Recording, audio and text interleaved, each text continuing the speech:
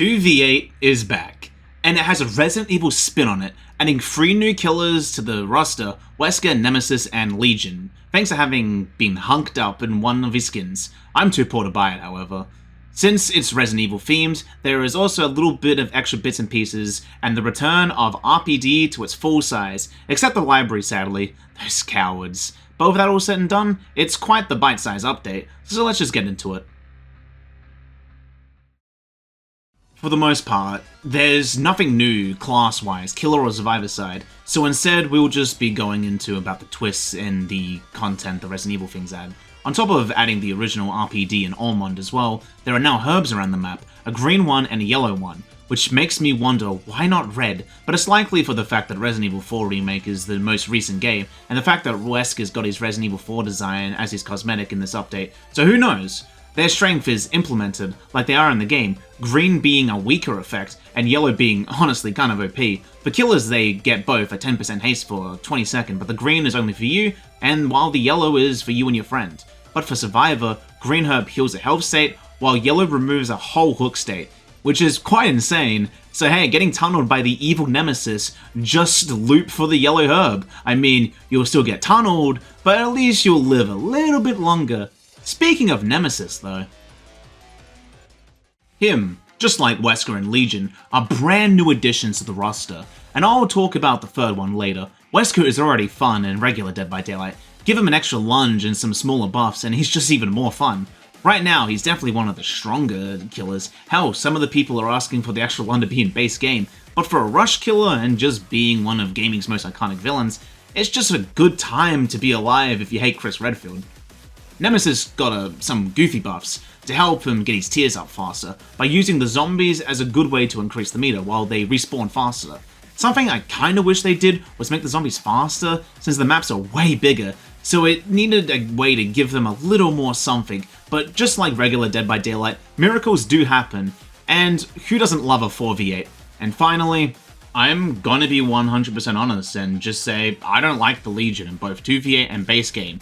I think the mechanics are boring, a lot of people use boring builds, and I hate mending, even if it got a little life update recently, and I don't think they work at all in this game mode. One of the biggest things going against the Legion base game is the fact that unless you get that 4-chain stab, they have to play it straight out for the down. They're just a 115% movement speed killer after all. But now, you have an ally like Wraith or Spirit or Wesker or Blight, and they can just play as vultures, picking off the mending survivors as the Legion runs around putting more and more people into deep wounds.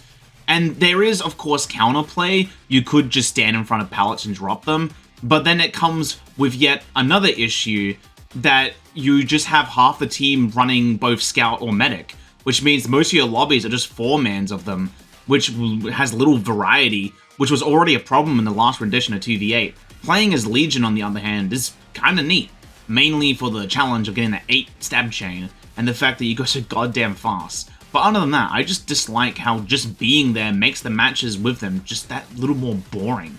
I'd rather have the classic Huntress Trapper combo than to deal with the Legion. I'm sorry, that's just how I feel. But other than one small blunder, it doesn't undermine the fact that Wesker is so much fun with these free bounds flying around, and Nemesis turning into a 4v8.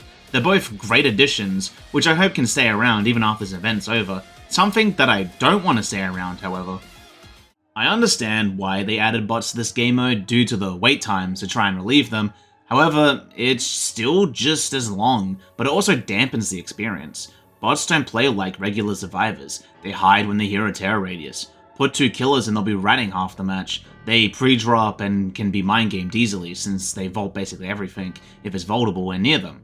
They also have wall hacks, so they can't be mind-gamed unless there's a vault. And let's not forget that due to being down 1 or 2 players, most people playing killer will abuse that fact, targeting real players and ultimately winning the match. It's really not that hard. Now, I can't say how behavior can truly fix this issue of long queues for killer due to the disparity of each side, but I think of 2 options. One is the simplest thing, and lazy for sure, and that's just to jack up the blood point bonus, and I mean to absolutely bonkers levels. Like start as low as like 500%, all the way to like 1,000, maybe even 2,000. It's extremely unrealistic, but at this point most people are willing to bite the bullet for 20-minute queues compared to getting 400% blood point bonuses on Survivor.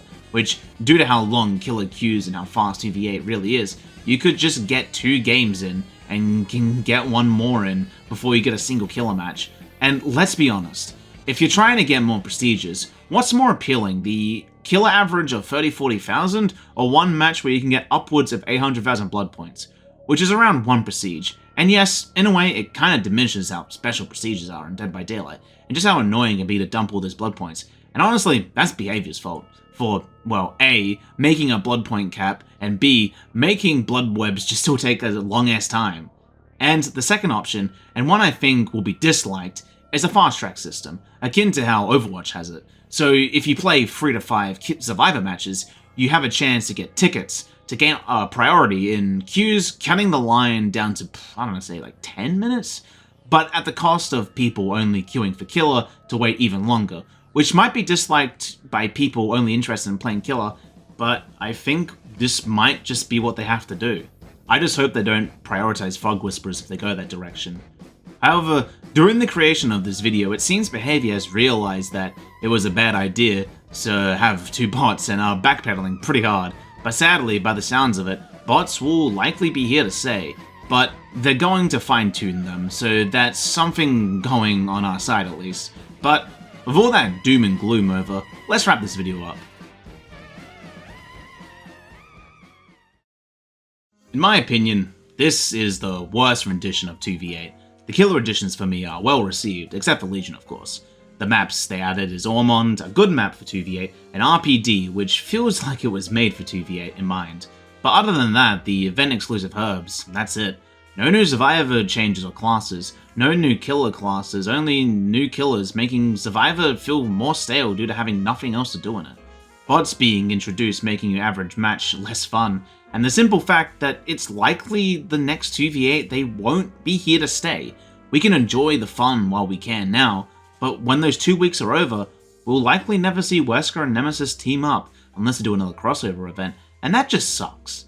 But if you can look past the usually long queues and the bots running about, there's fun to be had. And what's more exciting after this, we'll be likely seeing another killer. So if you want to hear me talk about them or interested in me yapping on possibly other subjects, hit the like and subscribe, and that's all I got today. Have a nice day.